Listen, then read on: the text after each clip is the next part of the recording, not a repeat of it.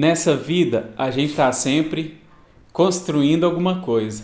Parece que o processo de construção é eterno e constante, né? Até a gente morrer vai ser isso, sempre construindo algo. E eu tinha decidido que eu mesmo iria arrumar o meu lugar de trabalho, né? Nesses anos todos eu estou sempre cheio das gambiarras, fazendo um monte de coisa. Eu falei, não, agora é hora de... Tem que ter um espacinho para editar, para escrever os editais, porque viver de cinema, as coisas demoram muito. Às vezes a gente planta hoje para colher no ano que vem, daqui 2 anos. Você tem que trabalhar muito dando aula, escrevendo projetos, apresentando projetos, fazendo os filmes propriamente, né? E aí eu tinha decidido que eu iria dar a finalização aqui no meu espaço de trabalho no braço mesmo, porque muita coisa estava demorando e tudo mais. E aí eu decidi então que eu mesmo ia dar o acabamento aqui desse espaço de trabalho, né? Que vai ser minha ilha de edição e o meu escritório. Eu gasto muito tempo em frente aos computadores, montando filmes, fazendo um monte de trabalho, né, relacionado a cinema. Então eu tinha decidido que eu mesmo iria dar a finalização desse espaço aqui. Então eu comecei literalmente colocando a mão na massa.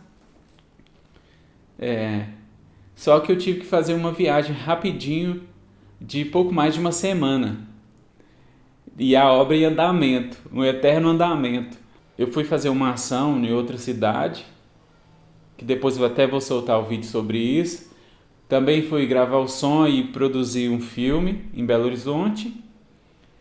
E beleza, eu já estava voltando depois dessa uma semana e pensando assim, planejando minha próxima semana. Eu vou chegar, vou rebocar aquela última parede que falta e já vou comprar uma maquita para pôr o piso e tal. E não é que quando eu chego, a Ariane já me entrega um presente. E aí, dentro desse presente tinha uma chave e falou, do seu escritório. E não é que a Ariane finalizou a obra aqui do escritório com as próprias mãos dela, com a ajuda dos meus amigos, com a ajuda da nossa família em Jundiaí e de Cordisburgo, e o pedreirão nosso aí, o pai da Ariane, o Ideu, ajudou também na finalização, assentando as portas, o resto do reboco, a janela, o forro. E olha só como ficou então o espaço de trabalho aqui, a ilha de edição, o escritório.